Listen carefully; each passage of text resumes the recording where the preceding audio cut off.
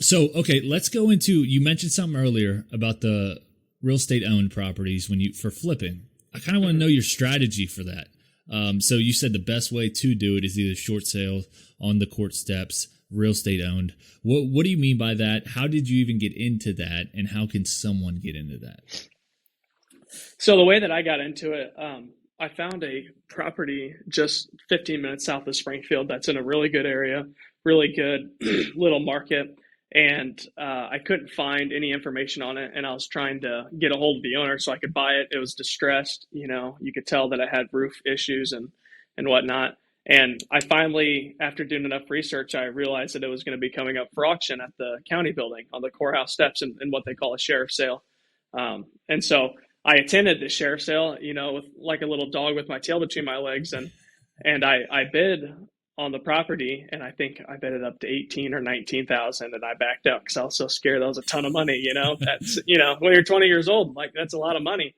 And anyway, I ended up not getting it, but it kind of made me realize that there's this whole other world out there of auctions that I did not know about, and most people don't know about. And it's the sheriff's sale auction. It's like the last step in the foreclosure process where the bank has to auction off the property, and they always start their bid. You can bid $1 over, you can bid $20 over, you can bid $10,000 over, but basically the bank will start their bid at what they think the property's worth or what they're willing to let it go for. If you bid $1 over their bid, then you get the property. Now it's a little risky, and when I first started getting into it, my attorney recommended that I don't do it. But I've probably done 15 or 20 since he told me that, and I've made pretty good money on it. So what does he like, know, right? Right, yeah, he's just an attorney. But like Grant Cardone says, you know, attorneys, they do law work, accountants, they do accounting. You know, I'm a businessman, you're a businessman. You know, we're gonna listen to our gut and do what we think we should. We're gonna take their advice into consideration, but we're definitely gonna do what we think we should do as business people because that's our job. Exactly. No, I love that. So obviously when you buy a house that you haven't seen, do you do any research on it? Like, because there could be possible tax liens on it, and you know there may be some unforsaken liens that are on it that may be too high to make the property actually work. Is there something that you do to kind of help that, or just peace of mind? Yep. So you can either have a title company do a search. If you have a good contact at a title company that you do a lot of business with, a lot of times they'll do it for free. But if you're just a normal person, this is my first one, they're probably going to charge you a couple $100 for a title search. Or if you get good enough at it, you can actually go to the county recorder's office and look at the title and make sure that there's not any liens on the property. And a lot of times there are. Sometimes they get wiped off with the foreclosures. But I would recommend anybody listening to this talk to an attorney and find out which liens stay, which ones go. And that's kind of how you do that. You definitely do want to check the title and look for back taxes and all that kind of stuff because it does stay sometimes. Okay, so is it like a list that comes out? You can check it. You can find the property that you're kind of going after, and then you can from there do the title search. So you have time before the auction to actually do your due diligence. Yeah, you do. You have I would say they come out with they have to publish the auction in the newspaper, and they've got to do it, so many days before the auction. So yeah, you have at least a month or two to do due diligence, but it just depends by county on as far as the list goes. Like in my county, yes, they do hand out a list, but in a lot of counties, they don't. And so you can get on like an auction.com, and sometimes auction.com will post them, and, other places like that. Yeah, exactly. How much of a discount do you think you get from these real estate owned properties, these auctions, like from market, do you get them steeply discounted? Yeah. I'd say pre-COVID, we were, you're buying them at 50 to 60% of the ARV. Wow. Yeah. And then I'd say with COVID, it's probably more like 80%. The margins have gotten tighter with COVID because, price of building is so much more expensive. So now I'm competing against guys that do the work themselves and exactly. And yeah, everything. that was my next question. How much competition do you have with these? This solely depends on county, but there's a lot of competition, and it's getting worse that the inventory is so low. Yeah. But it's not uncommon for me to go into my county building and go up against 10 or 12 other guys. And I know if you go down to St. Louis, there could be 50 guys down there. Yeah. But then sometimes you're the only person in the room and you get it for a dollar over. It totally depends on county and area. Yeah. Okay. And let's go into let's say you purchase a property from here, right? You do the tax search. You go ahead, you get the property, right? Can you talk about a little bit like how, first off, like your finishes, are they market specific?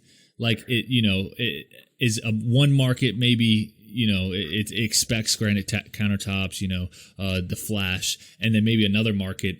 Obviously, you still make it nice, but just lesser finishes. Can you talk about that? If it's any like criteria to the finishes after you get the property?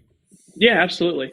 So I try to maintain a good reputation here, and I try to make all of my flips like super high quality. I try to go through them completely and not leave the next owner any headaches. And we've been pretty good about that. And if anybody ever calls us after the sale, we don't market a warranty or anything, but if anybody calls us after the sale, we'll take care of it.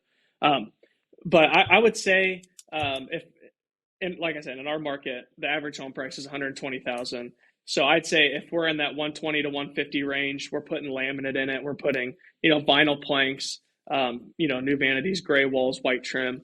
But if we're in, a $300,000, $350,000 house, we're going to put granite in it. So it is market specific. But you sleep good at night when you do a good job. So I always recommend that people do a good job on their flips. And I have investors that are flippers, and I'll sometimes walk in there on a listing appointment and be like, oh no, we need to fix that because I'm not putting my name on that. No, I definitely think that, obviously, don't put anything, because obviously you don't want to just hide something. You don't want to hide a latent defect or anything like that. You want to make sure that you disclose that or you fix it the right way and make sure that nothing's hidden. You don't want to do a bad job of flipping and get that bad reputation, like you said. But I think there is an importance of knowing how not to overspend in a flip. Did that take you a little bit of time to figure out, or were you kind of on the ball from the beginning? Actually, in the beginning, I was more conservative than I am now. At the beginning, I was so worried about losing money or losing my investors' money that I would be so conservative, and I'd try to do as much as I could myself. But now I feel like I overspend a little bit because I have some money saved up and everything. I'm like, oh, I can just put granite in it when I probably shouldn't. But that's kind of the wrong way to look at it. You do need to be conservative. I mean, you're in the business to make money, but like you said, you don't want to do a bad job and pass a problem on to somebody else. And that's something that was beaten into my head from the very beginning, that you want to be honest and trustworthy and have a good reputation, and you just make a lot more money that way. Exactly. How did you fund these? A lot of them was with family members. Private money. I've done some deals with some outside investors that have loaned me short-term money on flips. And then you do enough and you make 20 here and 20 there, and you can finally afford to buy some on your own. So I've done several on my own as well. Okay. And this flipping like technique, the real estate owned and all this flipping is kind of funding everything else for you. Yeah, it is for sure. It's funding. It is funding everything else, and my real estate sales helps fund things too. Yeah. But Yes. I don't like to have a ton of cash saved up. I like to have assets. So exactly. Okay. Well, great, man. No, that's awesome. I think that's a huge tip because not a lot of people. I knew of real estate owned and auction properties, but I didn't know the extent of it. Which I think this is going to open up some areas to where the listeners can go and check it out in their market, because maybe there's not much competition in their market, and that's something that they can kind of specialize on, and that can that can all those flips add up fast. I'm sure I personally have never done a flip, but I'm sure that they add up real fast.